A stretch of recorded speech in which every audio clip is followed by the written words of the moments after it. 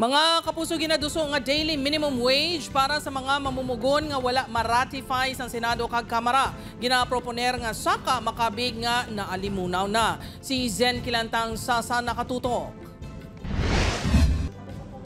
Napaslawan ang Senado kag Kamara nga malabot ang konsensus sa ginaduso nga pagpasaka sa minimum wage sa mga empleyado. Ini matapos nga nag-adjourn ang Senado kag Kamara nga wala maadoptar ang wage hike bill. 100 pesos nga wage increase ang ginaprubahan sang Senado sang February 19, 200 pesos naman ang ginaprubahan sang Kamara sang June 4. Nagpabutsyag sang pagkadismaya ang pila ka mga minimum wage earners matapos nga wala ma-ratify ang wage hike bill nga ginakabig kuntanin nila nga dako nga bulig para sa ila adlaw-adlaw nga kinahanglanon. Ang budget ko lang, especially kung may pamilya. Suno sa isa ka ekonomista, bangod wala makakonvene ang bicameral committee, agud kuntani makita ang House and Senate versions ng hagna. Hindi na ini mapadayon pa.